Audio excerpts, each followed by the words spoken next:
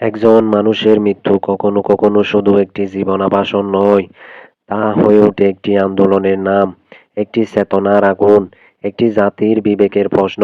শহীদ ওসমান হাদী এই নামটি আজ শুধু একজন ব্যক্তির নয়, এই নামটি প্রতিবাদের, এই নামটি অন্যায়ের বিরুদ্ধে দাঁড়িয়ে থাকার সাহসের প্রতীক।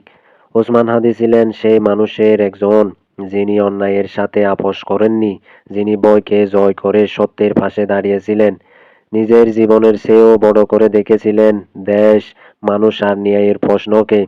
যখন চারপাশে নীরবতা, যখন বইয়ের রাজত্ব, ঠিক তখনই ওসমান হাদী ছিলেন কণ্ঠস্বর, যে কণ্ঠস্বর দমিয়ে রাখা যায়নি। তিনি জানতেন এই পথ সহজ নয়, এই পথে আছে রক্ত, এই পথে আছে আত্মত্যাগ। তবুও তিনি পিছু হটেননি। শেষ পর্যন্ত তিনি জীবন দিলেন, কিন্তু মাথা নত করেননি। আজ তিনি নেই, কিন্তু তার আদর্শ আছে। আজ তিনি নেই, কিন্তু তার স্বপ্ন বেঁচে আছে। প্রতিটি প্রতিবাদী কণ্ঠে, প্রতিটি ন্যায় প্রত্যাশী হৃদয়ে শহীদ ওসমান হাদী আমাদের মনে করিয়ে দেন, সত্য কখনো মারা যায় না, ন্যায় কখনো হার মানে না, আর শহীদের রক্ত কখনো বৃথা যায় না। আজ আমরা শোকাহত, কিন্তু আমরা দুর্বল নই, কারণ শহীদের পথ কখনো শেষ হয় না। তা নতুন প্রজন্মকে পথ দেখায়।